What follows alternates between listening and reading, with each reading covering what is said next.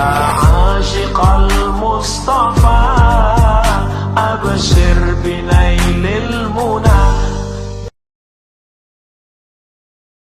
Assalamualaikum warahmatullahi wabarakatuh. Alhamdulillah, wassalatu wassalamu ala rasulillah wa ala alihi wa sahbihi wa man tabi'ahu wa mawalah. Yang sama-sama kita hormati Bapak Gubernur Provinsi Sumatera Barat Buya Mahildi beserta rombongan, Bapak Bupati Tanah Datar atau yang mewakili, Bapak Wakil Wali Kota Solo, alim ulama, cerdik pandai, nek mama, hadirin hadirat, muslimin muslimat, insyaallah semuanya dimuliakan Allah Subhanahu wa taala. Ambo datang ke Sumatera Barat setahun sebanyak 3 kali, sampai bulan sekali. Yang terakhir bedah buku di Ar-Rahmah, Baitur Rahmah, hadir Pak Gubernur beserta Ibu. Berkesan bedah buku waktu itu karena langsung Ibu Gubernur bertanya, dan pertanyaan itu membuat ambo trauma. Pertanyaannya, Ustadz adalah bini apa alun? Jadi memang kalau alun nikah memang tidak berani dimulai ke Sumatera Barat. Jadi alhamdulillah kita bertemu lagi. Saya membaca buku ini, mungkin beberapa pertanyaan akan saya bahas. Sesudah itu nanti saya serahkan kembali ke moderator. Kita akan lanjutkan acara berikutnya. Saya pilih beberapa pertanyaan. Pertanyaan yang di halaman 39. Pertanyaan ini disampaikan di Pekanbaru tanggal 5 April 2017, 4 tahun yang lalu. Kalau kita sakit, kita boleh berobat ke dokter, tapi kenapa tak boleh ke dukun? Bisa jadi yang bertanya ini dukun. Nah, kenapa ke dokter boleh? Padahal sama-sama memberikan resep. Kenapa ke dukun tak boleh? Karena dokter itu ada alasan logisnya. Kalau kapsul ini dimakan, obat ini dimakan, ada korelasinya dengan penyakit. Penyakit jantung ini obatnya, penyakit diabetes ini obatnya, penyakit darah tinggi ini obatnya. Sedangkan dukun tidak ada korelasinya sama sekali. Batu dimasukkan ke air diminum, batu ponari namanya, tiba-tiba hilang. Dan kemudian sebagian dukun ini berteman dengan jin, meminta kepada hantu setan. Dalam hadis dikatakan, man ata kahinan, siapa yang datang ke dukun, fasaddaqahu bima yaqul, percaya pada dukun, falam tuqbal salatuhu arba'ina yauman, tak diterima salatnya 40 hari 40 malam. Dalam Al-Quran surat Al-Jin itu disampaikan memang ada sebagian manusia ini berkawan dengan setan, berteman dengan jin. Dukun-dukun itu rata-rata berteman dengan jin. Dukun yang tidak berkawan dengan jin cuma dukun sunat. Yang lain daripada itu berteman dengan jin. Wa annahu kana rijalun minal insi, ada sebagian manusia ya'udzuna birijalin minal jinni. Mereka minta perlindungan, berkawan, minta konsultasi kepada jin. Fazaduhum rahaqa, mereka semakin tenggelam dalam dosa dan kesalahan. Jadi itulah alasan maka bagi masyarakat yang masih berobat kepada dukun supaya beralih ke ruqyah. Alhamdulillah di Sumatera Barat banyak ustaz-ustaz kita yang bisa meruqyah. Sahabat-sahabat kita alumni Mesir membuka terapi dengan habba sauda. Habba sauda ada hadisnya. Al-habbatu sauda shifaa'un min kulli da'. Habba sauda obat dari segala macam penyakit. Madu juga ada hadisnya. Alaikum bisyifa'ini al-asal wal Qur'an. Hendaklah kamu berobat dengan 2 obat, baca Quran dan minum madu. Tapi tidak semua hadis tentang makanan ini hadisnya sahih. Ada juga hadis al-bazinjan shifaa'un min kulli da', terong obat dari segala macam penyakit. Itu hadis palsu yang membuat tukang jual terong. Nah, jadi tanyalah ke ustaz, alim ulama, guru-guru, supaya kita selamat dari jebakan-jebakan dukun ini. Aku yakin kalau video aku di-upload, dukun-dukun banyak dan sakit hati. Beko ID Ikatan Dukun Indonesia akan mensomasi Ambo. Ambo tidak khawatir karena pasti pembawa acara akan dibawa juga. Tentu Pak Gubernur akan membela kan. Kalau kita takut menyampaikan, kita akan susah karena semua isi agama itu pasti orang benci. Cerita tentang Komar, tentu pabrik minuman Komar marah. Cerita tentang judi, maka orang yang punya praktek judi tersinggung. Jadi kalau kita pikirkan orang marah, kita tidak akan pernah menyampaikan kebenaran. Yang paling marah orang hari ini adalah Pak Gubernur. Siapa itu? Pak Konvensional. Karena beliau beserta bupati, kepala daerah, wali kota berhasil menyelamatkan Bumi Minangkabau dari riba. Kita ucapkan tahniah selamat. Kalau ada orang mengatakan bupati kami rajin puasa Senin, bupati kami rajin sholat duha, bupati kami rajin baca surat Al-Kahfi, itu bukan amal bupati, itu amal ama-ama.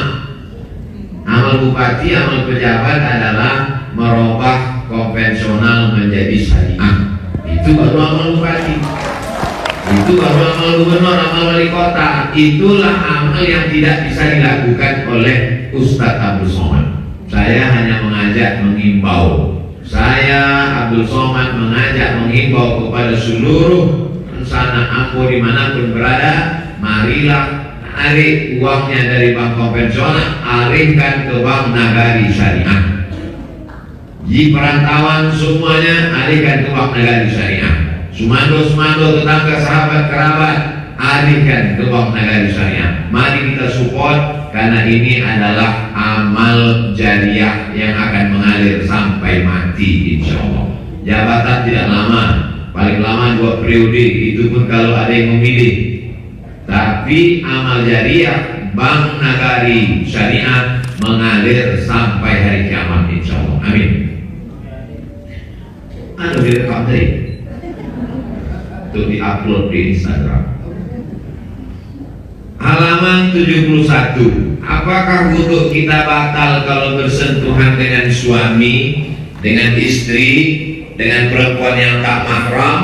Tak wudhu. Sebagian sahabat-sahabat dari Muhammadiyah mengatakan tak batal. Yang dari Perti, Nahdlatul Ulama, kaum mengatakan batal. Di masjid ini mengatakan tak batal. Masjid ini mengatakan batal. Laki-laki perempuan bersentuhan batal. Jadi jamaah bingung. Maka saya selalu menyampaikan mazhab-mazhab pendapat para ulama. Menurut mazhab Hanafi tidak batal.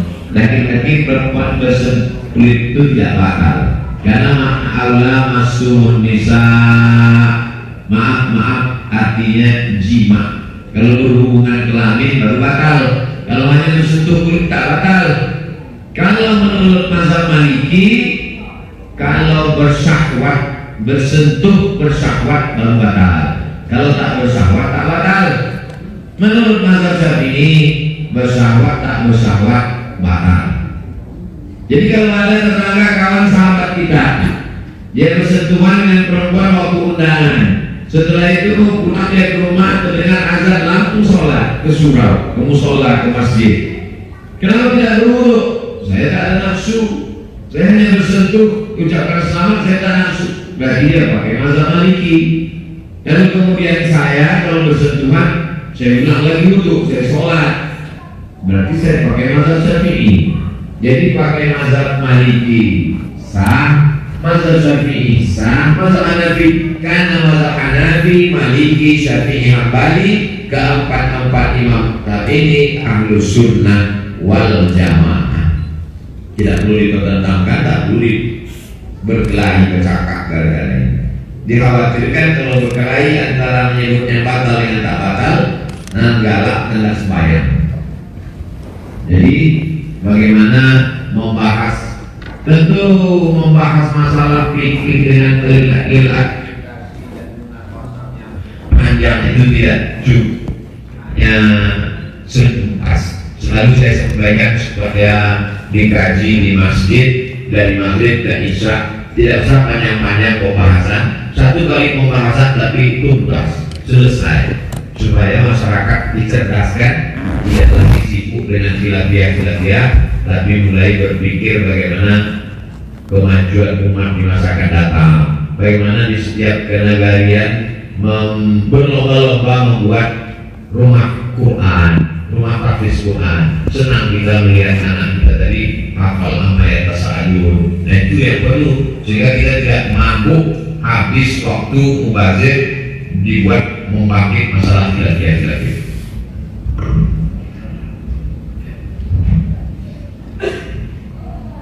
Ya. Nah.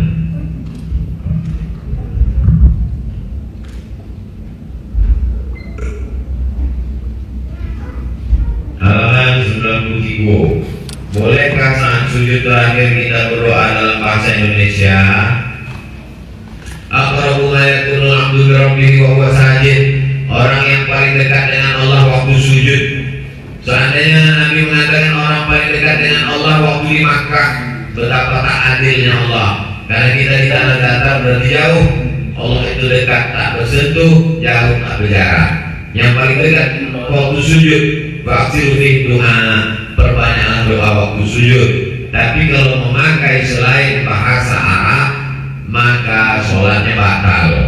Maka bolehkah kita pakai bahasa Minang, bahasa daerah, bahasa Melayu? Boleh, tapi di dalam hati tidak dilafazkan di mulut. Subhana rabbiyal a'la, subhana rabbiyal a'la, subhana rabbiyal a'la, subhana rabbiyal a'la wa bihamdih. Terserah bacaan sujud yang masyhur yang ada dalam hadis. Sesudah itu bacalah doa-doa. Begitu juga sesudah tasyahud, sebelum salam dianjurkan juga membaca doa-doa. Allahumma fili ma qaddamtu wa akhartu wa asrartu wa a'lantu wa asraftu wa ta'ala wa yamini antal muqaddimu antal mu'akhir la ilaha illa anta subhanaka inni kuntu minadh dhalimin. Allahumma inni a'udzubika min adzabi jahannam wa min adzabil qabri wa min fitnatil mahya wal mamat wa min syarri fitnatil masiihid dajjal. Allahumma inni 'ala dzikrika wa syukrika wa husni ibadatik. Habis itu mintalah doa-doa untuk kesehatan, untuk anak, untuk keluarga sampai sebelum salam. Tapi kalau bisa doa ini panjang ketika sholat sendiri. Adapun menjadi imam jangan panjang-panjang, beko makmum tobat hitam.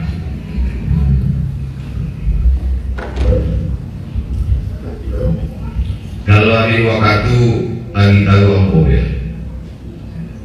Sebelumnya lagi. Halaman 134. Apakah wajib mengeluarkan zakat emas yang kita pakai?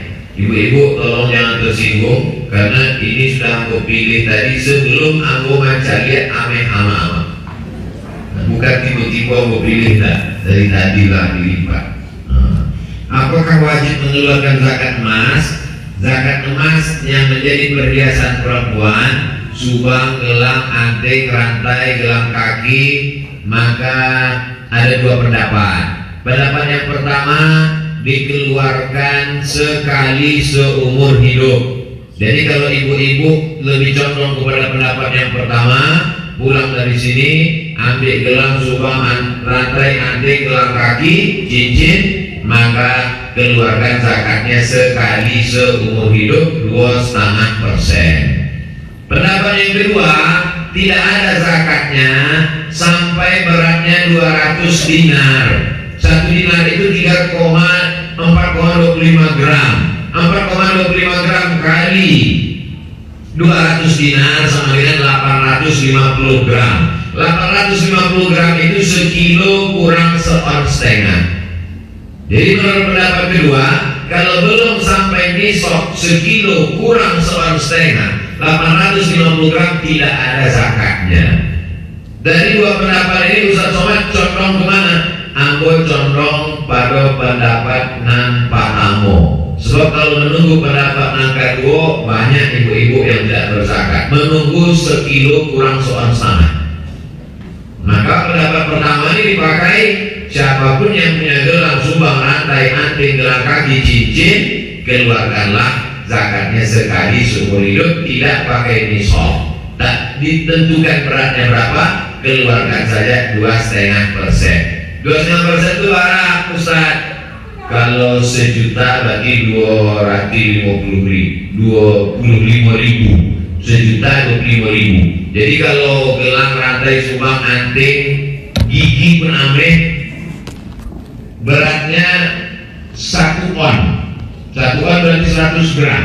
1 gram ini sejuta. 100 gram berarti 100 juta. Berarti keluarkanlah 2,5 juta sekali. Saya beri contoh ke situ karena kalau menunggu 850 gram nanti banyak emas perhiasan perempuan yang tidak dizakati. Adapun emas bapak kalau punya cincin emas maka tidak, laki-laki tak boleh pakai cincin emas. Kemudian zahab wal harir lil unsa li ummati, aku halalkan emas dan sutra bagi perempuan. Wa uharrimuhuma lirijal, aku halalkan bagi laki-laki. Jadi kalau laki-laki punya gelang, punya cincin, maka dia masuknya bukan pada zakat perhiasan, tapi masuk zakat simpanan. Kalau zakat simpanan nisabnya berapa? Nisabnya 20 dinar. 1 dinar 4,25 gram. Kali 20 dinar sama dengan 85 gram. Siapa saja yang punya emas batangan, emas perhiasan punya laki-laki, maka yang kalau emas simpanan seberat 85 gram sudah wajib dikeluarkan zakat 2,5%. 85 gram itu 1 gram sejuta berarti 85 juta. Keluarkanlah 25.000 kali 85. Diserahkan ke Basnas Kabupaten Tanah Datar, Basnas Provinsi, supaya disalurkan lebih bermanfaat buat umat. Ini tentang perhiasan.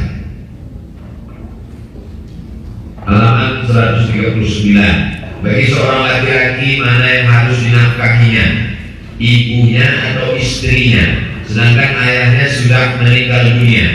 Laki-laki yang wajib dia nafkahi istri, anak, orang tua, mertua kalau tak mampu. Maka tidak boleh dia berzakat kepada orang yang wajib dia nafkahi. Tak boleh saya pergi ke rumah amak ke abah amwaginya ikut 5 juta sekaligus zakat amuk dan sah. Itu namanya sekali dayung 2 pulau terlampau. Laki-laki tidak boleh memberikan zakat pada orang yang wajib dia nafkahi. Yang wajib dinafkahi laki-laki itu istrinya, anaknya, ibunya, ayahnya, mertuanya. Saudara kandung tak wajib dinafkahi, tapi dia tolong, maka boleh berzakat. Laki-laki tidak boleh berzakat ke istrinya karena istrinya wajib dia nafkahi, tapi istri boleh berzakat ke suami.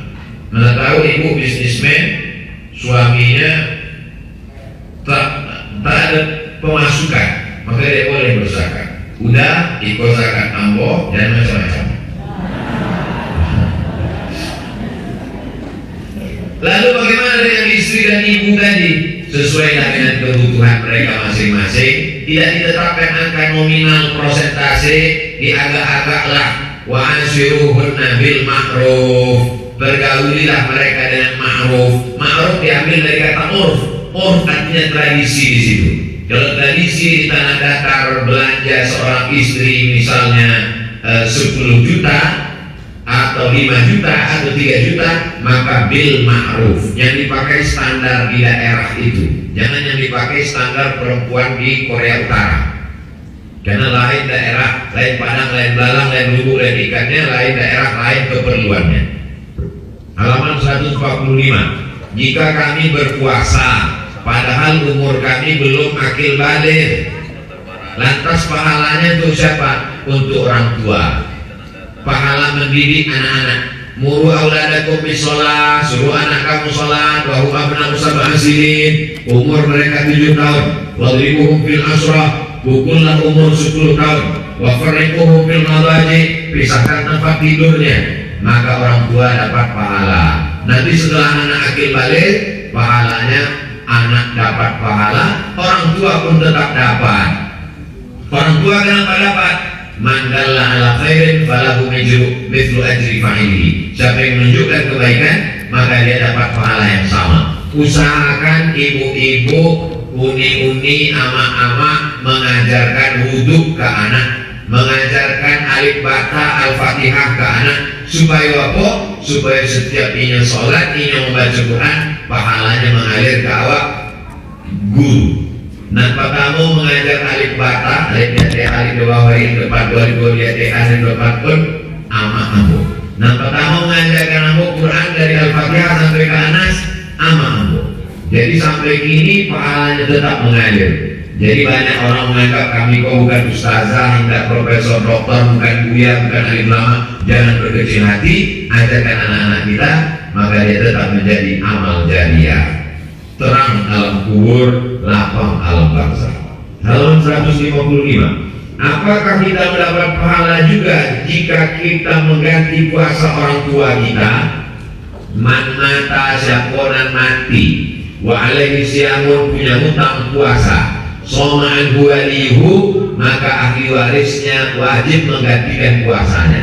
Tidak ada ikhtilaf di antara ulama tentang wajib menggantikan puasa orang tua. Amak awak waktu mengandung indah puasa 3 tahun. Tahun pertama waktu mengandung, tahun kedua menyusukan, tahun ketiga menyusukan 2 tahun, tahun keempat ini akan puasa, adik awak belum muncul. Bayangkan itu banyak utang puasa. Maka saya tidak hanya sekedar menceramahi orang. Saya tanya almarhumah ama ambo, amak barari puasa amak tinggal, ambo lah belajar, tu ganti. Maka setiap hari Senin, Kamis, Senin puasa dengan niat qadha. Perempuan yang puasa hari Senin, hari Kamis dengan niat qadha, maka ini dapat 2, qadhanya lunas dan dapat pahala puasa sunnah. Ama ambo umur 71 tahun, meninggal hari Senin, habis makan sahur dalam keadaan puasa sunnah. Tapi ambo nak maksanya, kalau ama tidak sanggup puasa, ambo bayarkan fidyah. Enggak, ambo kuat puasa. Dia sehat, tidak pernah sakit, sehat walafiat. Jadi ibu-ibu bagus puasa sehat sekaligus mengobok puasa yang lain. Ditulis, yang belum lunas tulis punya hutang puasa sekian hari. Ketika meninggal maka anak memanggil adia uni udah sadonyo datang ke rumah, adonan kan awak bagi-bagi di samponya agi tanah bukunya bagi hutang puasa. Apakah ketika hutang puasa ini dibagi, anak yang melaksanakan itu dapat pahalanya? Dapat, termasuk bakti dia kepada orang tua. Wadainullah ahaku an yuqda, hutang kepada manusia banyak orang takut tak terbayar, hutang kepada Allah. Betapa banyak anak-anak ketika melepas jenazah orang tua, tetangga, sahabat, kerabat, andai tolan, siapa saja yang ada sanggup tahu hutang kepada orang tua kami, silakan datang. Hutang kepada Allah dia tak peduli, padahal hutang kepada Allah lebih wajib untuk ditunaikan. Halaman 163. 3 menit lagi.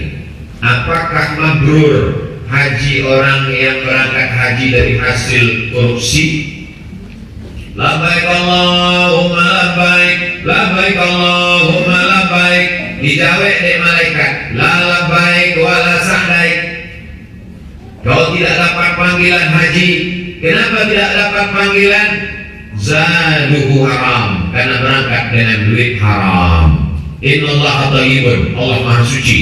La yaqbalu illa thayyiban, Allah tidak menerima kecuali yang suci-suci saja. Wa anfiqu, pakailah hartamu min thayyibat, yang baik-baik.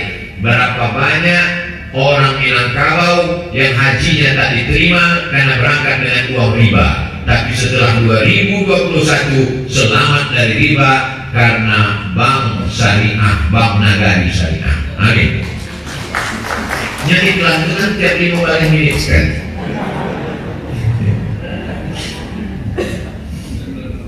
Halaman 169. Bagaimana hukum anak yang belum balik diikutkan kurban oleh orang tuanya? Boleh. Dalilnya mana? Waktu Nabi menyembelih kambing, nyambi kambing dan patamu, Allahum akbar, Allahum akbar, Allahumma minka walaka, Allahumma taqabbal min Muhammad wa ali Muhammad. Ini terimalah dari Muhammad dan keluarga Muhammad. Keluarga Muhammad ada Sayyidina Hasan, ada Sayyidina Husain, masih ketek. Lalu kemudian nyambi kambing cek lain, Allahu Akbar, Allahumma minka walaka, Allahumma hadza an Muhammad wa ummati Muhammad. Itu menunjukkan boleh berkurban untuk orang yang masih hidup. Iko sapi 2,5 juta untuk ambo, 2,5 juta untuk bini ambo, 2,5 juta untuk anak ambo, 2,5 juta untuk menantu ambo, 2,5 juta untuk cucu ambo. Boleh. Adapun orang yang berkurban 1 ekor kambing untuk 1 keluarga, itu kurban kelas ekonomi.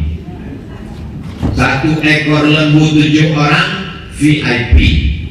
Yang kelas paling hebat yang dilakukan Nabi waktu haji wada, inyo surang 100 ekor unta. Itu yang paling mantap. Masuk surga VVIP bersama Pak Gubernur. Terakhir kan? Apakah membaca Yasin beramai-ramai di rumah itu termasuk bid'ah? Halaman 177. Iqra'ul Quran, bacalah Quran. Fa innahu ya'ti yaumil qiyamah, Quran akan datang pada hari kiamat. Syafi'an li ashabi, dia datang pada hari kiamat memberikan syafaat pada orang yang membacanya. Surat Yasin itu Quran apa tidak Quran? Quran. Jadi membaca Yasin elok. Yang tidak elok itu sumui duit membaca Yasin. Seolah-olah tidak ada surat yang lain. Ambo termasuk tidak setuju kalau selamanya pengajian ibu-ibu baca Yasin. Tapi Ambo tidak melarang mereka baca Yasin. Ibu-ibu, kita baca Yasin, tapi kita robah, kita baca tafsir surat Yasin. Khatam. Tafsir surat Yasin, khatam di Masjid Syakirin. Sesudah khatam tafsir surat Yasin, pertemuan ini kita pindah ke tafsir surat An-Naba juz 30. Khatam juz 30. Habis itu Ambo pun tidak datang lagi. Dia tidak jual ceramah tabligh lagi. Jadi begitu cara Ambo untuk memperbaiki masyarakat. Jadi kalau kita tidak senang dengan tradisi masyarakat, kita isi dengan pertemuan ini kita tidak baca Yasin lagi, tapi memperbaiki tahsin. Assalamualaikum baca bersama-sama. Tapi membaca bersama itu kata Imam Ibnu Taimiyah dalam kitab Majmu' Fatawa, namanya qiraatul idarah. Qiraatul idarah itu baik dengan syarat bacaannya kualitasnya sama. Tapi kalau bacaannya tak sama makruh, karena yang bacaannya tak bagus dia tidak sadar. Disangkanya bacaannya elok juga. Sebabnya tidak mendengar suara ini bersama-sama. Yasin wal Qur'anil Hakim innaka laminal mursalin. Dia tidak dengar suara ini. Padahal bacanya salah. Pokoknya waktu baca tidak lo yang Arab dibaca. Ya asin gitu. Mungkin baca Latin. Nah terus itu diperbaiki taksin bacaan baru baca bersama. Kalau tidak baik bacaannya makruh hukumnya. Berubah kali Quran berapa banyak orang baca Quran dilaknat Quran karena panjang pendek mat idolok kifah kalau guna bila menang tak tepat. Alhamdulillah mungkin kalau banyak para kori-kori internasional, banyak juara-juara memperbaiki bacaan Al-Quran. Demikian, mohon maaf saya kembali ke moderator. Wassalamualaikum warahmatullahi wabarakatuh.